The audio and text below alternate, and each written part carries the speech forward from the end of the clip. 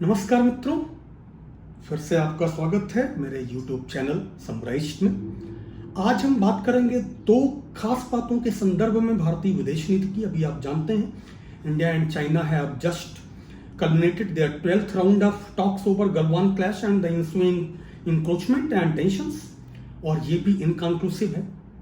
और दूसरी तरफ अफगानिस्तान में बहुत तेजी से जो हालात बदल रहे हैं उनके बारे में आपको पता है। ऐसी हालात में in these given circumstances, where do we as a country stand on the foreign policy and in the committee of the nations as it is often called? अगर आपको ये चैनल पसंद आ रहा हो, अगर आपको लग रहा हो कि ये बातें जरूरी हैं, तो कृपया चैनल को सब्सक्राइब जरूर करें। Ask your friends also to subscribe. Videos को लाइक करें यूट्यूब पे भी और साझा करें अपने समूहों में। तो सबसे पहले अभी जो अफगानिस्तान की जो ग्राउंड रियलिटी, आपको पता होगा कि तालिबान मैसिव ऑफेंसिव पे है। तीन प्रोविंसेस में तालिबान ने 200 से ज्यादा जो रूरल जिले हैं, जो ग्रामीण जिले हैं, वो पहले ही कब्जे में कर चुका है और अभी उसने ऑफेंसिव शहरों पे लॉन्च किया है।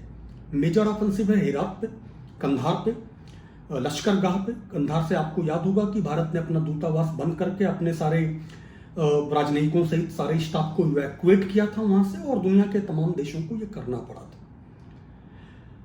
Taliban seems to be like in for a big victory. America को जिसने दोस्त बनाया उसके साथ यही हुआ। फिर भी जाने क्यों लोग सीख नहीं लेते हैं। अमेरिका ने जब से बरग्राम अचानक से खाली किया, और आपको बहुत आश्चर्य होगा कि बरग्राम उनका जो एयर बेस था, जो अमेरिका और नेटो का जो सबसे बड़ा मिलिट्री बेस था अफगानिस्तान में, ये इन्होंने अपने अफगान काउंटर पार्ट्स को बताए बिना खाली कर दिया। They were in for a rude shock. फिर भी क्यों दुनिया इन लोगों के साथ जाती है, वो दुनिया जाने। मैं जो बात कहना चाहता हूं कि आप देखें, अमेरिकन जो विड्रॉल है और नेटो लेड जो फोर्सेस हैं, उनका जो विड्रॉल है अफगानिस्तान में, वो अचानक नहीं हुआ है। वो पिछले साल जून से कतर जैसे एक देश में चल रही तालिबान पीस डील के बाद आया है। और इस पीस डील में हम कहां खड़े हैं? आप याद करें, ट्रंप, जिनके साथ भारत अपने बहुत करीबी राजनयिक संबंध होने का दावा करता था, was the American president who threw India essentially out of the Afghanistan peace process। जब उन्होंने डिसाइड किया कि अब उनको अफगानिस्तान से विड्रॉ करना है, उसके रिजल्ट्स चाहे जो हों, उन्होंने कहना शुरू किया कि पाकिस्तान का सबसे बड़ा रोल है। और ट्रंप ने बाकायदा हमारा मजाक उड़ाया। और उनका मुझे बयान याद आता है कि वो भारत के प्रधानमंत्री मोदी जी कहते हैं कि एक लाइब्रेरी बनवाई, काबुल में एक लाइब्रेरी बनवाई है। क्या होती है लाइब्रेरी? उतना तो हमारा 1 घंटे का खर्चा है। ये निरा झूठ था, ये बेशर्म झूठ था अमेरिका के प्रेसिडेंट की तरफ से। India has not merely built a मियर library in Afghanistan. Afghanistan में इंडिया का $3.6 बिलियन से ज्यादा का निवेश है, जो अफगानिस्तान में एक अफगान सरकार बनने के बाद, तालिबान के पराजय के बाद भारत ने किया है। अफगानिस्तान से ईरान को जोड़ने वाला चाहे हाईवे हो, अफगानिस्तान लैंडलॉक कंट्री है, या और बहुत सारे इस तरह के संसाधन और बहुत सारे इस तरह के ढांचागत निवेश जो भारत ने किए। दुर्भाग्यपूर्ण है कि Indian foreign ministry did not object to this absurd and despicable statement of Trump then, but the dice was cast. उसके बाद हम उस पीस प्रोसेस में शामिल नहीं किए गए, लेकिन पीस प्रोसेस तो चलती रही। आप देखें, अभी रशिया ने जो ऑल वेदर फ्रेंड रहा है भारत का हमेशा, सोवियत यूनियन अशक्वाइल, जिसने बांग्लादेश युद्ध के समय अमेरिका के 7th फ्लीट को ललकार के हमको सहायता दी थी, हमारे साथ खड़ा हुआ था, वो तालिबान से पीस टॉक कर रहा है। They are holding Taliban and they are hosting Taliban. वो मास्को में तालिबान का डेलीगेशन बुला रहे हैं और बाकायदा उनसे बात कर रहे हैं तालिबान से। वो बोल रहे हैं कि हम, तालिबान उनको प्रॉमिस कर रहा है कि हम वायलेंस नहीं करेंगे, जबकि कर रहा है वो दूसरी बात। चाइना ने अभी तालिबान के डेलीगेशन को होस्ट किया है, और तालिबान ने उनको प्रॉमिस किया है कि हम जिनजियांग में, उनके उइगर इलाकों में कोई मुस्लिम इंसर्जेंसी को, कोई माइनॉरिटी इंसर्जेंसी को समर्थन नहीं देंगे। कतर का मैंने बताया ही, अमेरिका उनसे बात कर ही रहा है, ईरान उनसे बात कर ही रहा है, और पाकिस्तान, उसको तो अमेरिका भी कहता है कि वो लीडिंग रोल है उसका। और ये सारे जो वार्तालाप हो रहे हैं, भारत सरकार क्या कर रही है तालिबान को लेकर मुझे नहीं पता। विवेक काटजू जो हमारे अफगानिस्तान में राजदूत रहे हैं पहले, उन्होंने एक बहुत महत्वपूर्ण बात कही। उन्होंने कहा अफगानिस्तान को लेकर भारत का जो डिप्लोमेटिक सर्कल्स है उसमें स्ट्रैटेजिक पैरालिसिस है, कि भारत की कूटनीति को अफगानिस्तान में रणनीतिक लकवा मार गया है।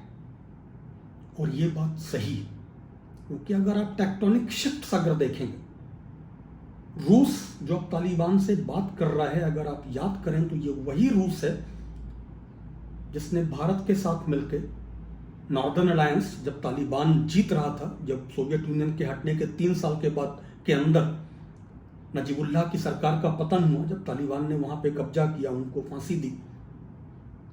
बहादुर आदमी थे, वो छोड़ सकते थे, बहुत समय पहले छोड़ सकते थे, उन्होंने छोड़ा नहीं। He was a true blood Afghan who decided to go down fighting. But आज नजीबुल्लाह के बारे में बात नहीं कर रहे हैं। सो जब तालिबान वहां पे कैप्चर कर रहा था, जब तालिबान आगे बढ़ रहा था, तो भारत और रूस उस अलायंस में थे जो नॉर्दर्न अलायंस को मदद कर रहा था। इस बार तो खैर गुलबुद्दीन हिकतम्यार का भी लग रहा है कि वो तालिबान के साथ डील करने के चक्कर में। अब आप इसका जरा रिपरकशन समझिए कि रूस हमारे साथ नहीं है, तालिबान को अकोमोडेट करने को तैयार। तालिबान जब भी वार्ता करता है, जब भी उसको कोई दिक्कत होती है, तो उसका डेलीगेशन अफगानिस्तान नहीं लौटता है, वो पाकिस्तान जाता है। तो इसका मतलब है कि Pakistan like is basically even if not controlling then guiding Taliban. और आगे बढ़े, चाइना उनको होस्ट करता है, उनसे एश्योरेंस लेता है और अपना इन्वेस्टमेंट बढ़ाता है। अफगानिस्तान की एक और सीमा लगती है ईरान से, जिसके साथ चाइना ने अभी 25 साल का मित्रता समझौता किया है, बहुत करीब $300 बिलियन या something, I forgot exact data. The only important country which claims to be important actually in today's time, which is not on the table, is India. विवेक काटजू को दोहराऊं तो हमें स्ट्रैटेजिक लकवा मार गया है, पाकिस्तान में रणनीतिक लकवा मार गया है। और ये कब हो रहा है? ये तब हो रहा है जब अफगानिस्तान के राष्ट्रपति अशरफ गनी बार बार भारत से सैन्य मदद की भी मांग कर रहे हैं। He is even asking for military help from India, but India is not even speaking up, deny भी नहीं कर रहे। टेक्निकली बोलते रहते हैं हम अफगानिस्तान में नेशनल गवर्नमेंट का सपोर्ट करेंगे। तो नेशनल गवर्नमेंट जो है वो अभी सत्ता में है, आप उसका सपोर्ट कैसे करेंगे?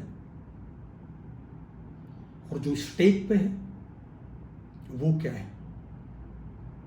जो स्टेक पे है वो केवल हमारी डिप्लोमेटिक छवि नहीं, फॉरेन पॉलिसी में, द डिप्लोमेट में, दुनिया भर के तमाम जर्नल्स में छप रहे हैं जो लेख, उनका बहुत सीधा मतलब है कि इंडिया के सुपर पावर बनने के जो सपने छोड़ दीजिए, अभी के जो क्लेम है कि India is failing to do anything within miles of its western border, कि हम अपने वेस्टर्न बॉर्डर के कुछ 100 किलोमीटर के अंदर भी कुछ नहीं कर पा रहे हैं, हमको वहां पे कोई नहीं सेंट रहा, और सपने हमारे दुनिया की वहां शक्ति बनने के हैं। भारत हमेशा से ऐसा नहीं था।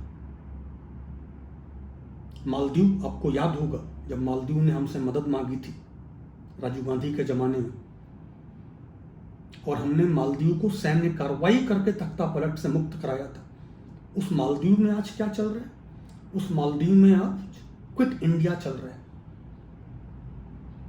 और जिसको लेके इतनी दिक्कत है कि वहां पे भारत के जो डिफैक्टो राजदूत हैं संजय धीर, उनको मालदीव की सरकार से कहना पड़ा कि हमें सुरक्षा दो। वहां पे भारत विरोधी आंदोलनों के दिन, आंदोलन का जिस दिन कॉल था, उस दिन इंडियन हाई कमीशन के सामने प्रदर्शन होते हैं, भारतीय दुकानें जला दी जाती हैं, और वहां की सरकार इसकी निंदा करती है, लेकिन उससे ज्यादा कुछ नहीं करती। नेपाल में हमें पता है काला पानी से लेकर के लिपुलेख तक हम कहां खड़े हैं। पाकिस्तान देखें, पाकिस्तान गिलगिट और बाल्टिस्तान को which are integral parts of India as per the accession document जो करण सिंह और जो महाराजा हरि सिंह और भारत सरकार ने जो समझौता किया था उसके मुताबिक गिलगिट और बाल्टिस्तान जो हमारे अभिन्न अंग हैं उनको पाकिस्तान अपना बाकायदा कॉन्स्टिट्यूशनल प्रोविंस बनाने के लिए प्रस्ताव ला रहा है और हम उस पर ऑब्जेक्शन भी नहीं कर रहे हैं. The government of India has not even objected to that. वहां की जो अपोजिशन पार्टी है पाकिस्तान मुस्लिम लीग वो आरोप लगा रही है कि भारत और पाकिस्तान ने मिलकर एक डील किया है कि भारत के 370 हटा देने से दुनिया भर में जो गुस्सा था और उसका जो रिप्रकशन हमने गलवान घाटी में देखा है, जो चीन के एग्रेसिवनेस में देखा है और तमाम जगहों पे देख रहे हैं, उसको लेके इन लोगों ने डील किया है कि गिलगित बाल्टिस्तान वो शामिल कर लेंगे और इसके बाद वो 370 पर नहीं बोलेंगे. ये पाकिस्तान की विपक्षी पार्टी दावा कर रही है और भारत सरकार इसका भी खंडन नहीं कर रही. नेपाल का बता चुके. बांग्लादेश में अभी हमारे प्रधानमंत्री की यात्रा के दौरान भयानक विरोध प्रदर्शन हुए थे. दो बांग्लादेश अभी हमारे साथ है, लेकिन जो साथ है वो वहां की बाइपार्टीजन पॉलिटिक्स में है. क्योंकि बीएनपी बांग्लादेश नेशनलिस्ट पार्टी वो लगातार भारत सरकार से बात करने की कोशिश कर रहे हैं और हम कर नहीं रहे. हम खालिदा जिया को, बेगम खालिदा जिया को पूरा सपोर्ट, हम शेख हसीना को पूरा सपोर्ट कर रहे हैं. लेकिन कल को अगर वहां स्थिति बदलती है तो क्या होगा? बर्मा, अका म्यांमार में तख्ता पलट हुआ. हमने सांकेतिक निंदा की, लेकिन हमारे राजदूत बयान दे रहे हैं, हमारा विदेश मंत्रालय बयान दे रहा है कि हम बर्मा में, हम म्यांमार में फर्दर इंस्टेबिलिटी नहीं चाहते. We don't want any more instability in Myanmar. जबकि उनके यहाँ के तमाम सिपाही और सैनिक जिन्होंने जनता पे गोली चलाने से इनकार कर दिया वो भाग के हमारे यहाँ आए. And also despite the fact कि Myanmar has always been under Chinese influence. China का जो वहाँ इन्वेस्टमेंट है खासतौर पे ऑयल एंड पेट्रोलियम में और भी बाकी तमाम चीज़ों पे. So basically where does our diplomacy stand? हम कहाँ खड़े हैं आज डिप्लोमेसी को लेकर? इसी पे एक पूरी सीरीज करना चाहता हूं मैं. एक और बात यहाँ पे देखें कि आप जैसे कि अगर इतना कम हो तो ये भी बता दूं कि चाइना ने अभी अपना एक साउथ एशियन विकल्प सार्क और बिम्स्टेक का देना शुरू करने की कोशिश कर दी है. उन्होंने एक China south Asia emergency supplies reserve बनाया है कोविड को मद्देनजर रखते हुए, और एक poverty alleviation and cooperative development centre बनाया है. और ये एडेड टू उनके जो अर्लियर प्रयास हैं वो. आपको याद होगा नेपाल हमेशा से लैंडलॉक्ड था. नेपाल में कोई भी संसाधन पहुंचने का रास्ता भारत था. अब वहां पे चाइना ने रोड भी बना ली है और रेलगाड़ी भी ला रहा है. और ये क्यों हुआ? ये 2015 में उनके आपसी मधेशी वर्सेस पहाड़ी क्षेत्रीय बाहुन विवाद में भारत के हस्तक्षेप करने और उनकी नाकाबंदी करने के बाद हुआ. Sri Lanka is improving thankfully. नहीं तो पोर्ट्स वगैरह तो उन्होंने चाइना ने ले ही लिए थे और वो अपनी वजह से इम्प्रूव कर रहे हैं. क्योंकि चाइना का जो डेट ट्रैप था, जो कर्जे का शिकंजा था, वो श्रीलंका को थोड़ा टाइम पे समझ में आ गया. लेकिन हमें इससे कोई फायदा नहीं. पूरा का पूरा साउथ एशिया चाइना के belt and the road initiative में शामिल है, जिसमें हम नहीं. गिलगिट बाल्टिस्तान को अगर पाकिस्तान अपना प्रोविंस बना लेता है और वहां पे अपनी सेना और तैनात करता है, अभी भी है, पर अगर ऑफिशियली तैनात करता है तो चाइना को जो एक्सेस मिलेगी हमारे इलाकों में उसको बताने की जरूरत नहीं. और हम प्रतिरोध भी नहीं कर रहे हैं और इन सारे मुद्दों के लेकर के दुनिया कुछ नहीं बोल रही. हम अमेरिका के पिछलग्गू बन के साउथ चाइना सी में ताइवान और जापान और फिलीपींस और वियतनाम पे में जो समुद्री दिक्कतें हैं चीन के साथ, और चीन जो उनको डोमिनेट करने की कोशिश करता रहता है, जब क्वाड बनता है तो हम उसमें जाने की कोशिश करते हैं. और उस क्वाड के बयान में लद्दाख और गलवान का जिक्र तक नहीं होता है. इससे मुझे ये भी याद आया कि 12वें राउंड की वार्ता खत्म हुई है और चीन ने अपनी आवाज़ नरम तक नहीं की है. विड्रॉ करना तो छोड़ दीजिए, डेप्सोंग एंड डेमचौक दोनों से उसने कोई भी चौकी नहीं हटाई है. हमें पेट्रोल नहीं करने दे रहा है, हमारे अपने इलाकों को बफर जोन बना रहा है. और इन सब बातों को लेकर के दुनिया का कोई देश हमारे साथ नहीं खड़ा है। ऐसे में where does our diplomacy stand? क्या विवेक कार्डजू सही है? लेकिन कम सही है। उन्होंने कहा है कि केवल अफगानिस्तान में हमें स्ट्रैटेजिक पैरालिसिस है हमारी डिप्लोमेसी को। दरअसल our overall diplomacy is suffering with strategic paralysis. आज से ये सीरीज शुरू करते हैं। कल बात करते हैं अफगानिस्तान पे, क्योंकि वो बहुत महत्वपूर्ण जगह है। और अगर ये इनसर्कल होते हैं, हम पाकिस्तान को जो एडवांटेज हमेशा होता है अगर इस्लामिस्ट फोर्सेस जीतती हैं